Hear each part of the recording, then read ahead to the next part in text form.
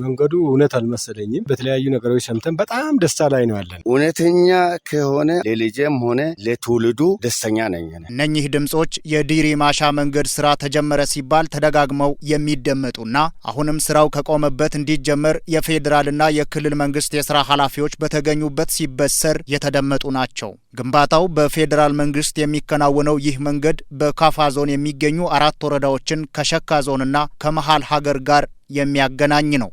ባለፉት በርካታ ዓመታት ከህዝብ ዘንድ ቅሬታ እያስነሳ የቆየና ጣቢያችንም ተደጋጋሚ ዘገባዎችን የሰራበት ሲሆን አሁን የመጀመሪያው ምዕራፍ የግንባታ ስራ ተጀምሯል። በአካባቢው የሚገኘውን ከፍተኛ ምርት ወደ ተሻለ ገበያ ለማቅረብና ተጠቃሚ ለመሆን ፋይዳው ጉልህ መሆኑን ከነዋሪዎቹ መካከል አቶ ገዛሃኝ ወልደ ማርያም፣ አቶ ኬሮ ገብረ ማርያምና አቶ አዱኛ ስሜ ተናግረዋል። ሐሳባቸውን ሲገልጹም ከዚህ ቀደም የነበሩትን ችግሮች በቁጭት በማስታወስ ነው። ነፍሰ ጡር ሄዳ መንገድ ላይ እየሞተች ነው። ስኳር በሽተኞች አሉ መንገድ ላይ እየሞቱብን ነው። ይሄ በአይኔ ሁሉ ያየውን ነገር ነው። እኔ መንገዱ እውነት አልመሰለኝም። ይጀመራል ሲባል በሚዲያም ሰምተናል፣ በተለያዩ ነገሮች ሰምተን በጣም ደስታ ላይ ነው ያለነው። ለብዙ ዓመታት መንገድ ላይ በመጉላላት ስንት ነፍሰ ጡር እናቶች እንደሞቱ በውል እናውቃለን። ይሄ ብቻ አይደለም። የተደለበው በሬም ሆነ ሌላ በግ ሙክት ጥሩ መንገድ ስለሌለ ወደ ጥሩ ገበያ ለመውሰድ በጣም አርሶ አደራችን ሲቸገር ሲጠይቅ የነበረበት ጉዳይ ነው የነበረው። የተጫነ በሬ መንገድ ላይ የወደቀ የሞተ ስቃይ ላይ ነው አለ።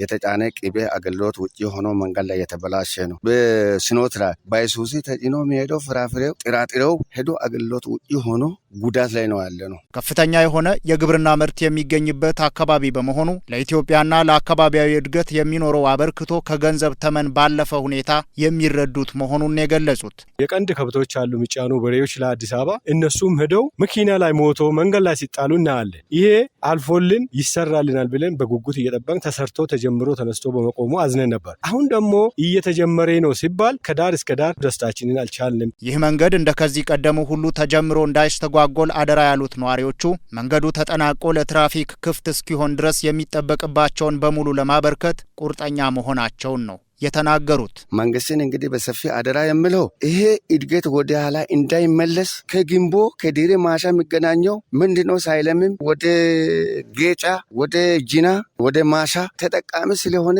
ብዙ ህዝብ እዚህ አካባቢ ስላለ ይሄ እውነተኛ ሆኖ ተግባራዊ ሆኖ እንዲፈጸም ነው አደራ የምለው። መንግስት እንደ ከዚህ በፊቱ ተጀምሮ እንዳይቀር አደራ ማለት እንፈልጋለን። እጅግ በጣም ደስ የሚል ስራ ስለሆነ እኛም ያው መተባበር ያለብንን በመተባበር ጥሩ ነገር ማየት እንፈልጋለን። ይህንን መንግስት አደራ ምለው እንደገና አሁንም ጀምሮ እንደባለፈው ያ ሁሉ ወጪ ወጥቶ ኪሳራ ውስጥ መንግስትም ገብቶ እኛንም እንዳያሳዝነን፣ ስለዚህ አሁን ጀምሮ ደግሞ እንዳያቋርጥ አደራ ይላለሁ። ለዘመናት የግንባታው ሂደት ተቋርጦ የቆየው የዲሪ ማሻ 61.9 ኪሎ ሜትር የኮንክሪት አስፋልት መንገድ የኢፌድሪ የከተማና መሰረተ ልማት ሚኒስትር ወይዘሮ ጫልቱ ሳኒ፣ የሚኒስቴሩ ሚኒስትር ዴኤታ ወይዘሮ ሄለን ደበበ እንዲሁም የኢትዮጵያ መንገዶች አስተዳደር ምክትል ዳይሬክተር ዶክተር አለማየሁ አየለና የደቡብ ምዕራብ ኢትዮጵያ ህዝቦች ክልል ርዕሰ መስተዳድር ዶክተር ኢንጂነር ነጋሽ ዋጌሾና ሌሎችም የክልልና የፌዴራል የሥራ ኃላፊዎች በተገኙበት ዳግም ተጀምሯል። የመንገዱ ግንባታ 5 የከፋና የሸካ ዞን ወረዳዎችን ከማስተሳሰር ባሻገር ከኦሮሚያ ክልል አዋሳኝ ወረዳዎች ጋር ያለውን ማህበራዊና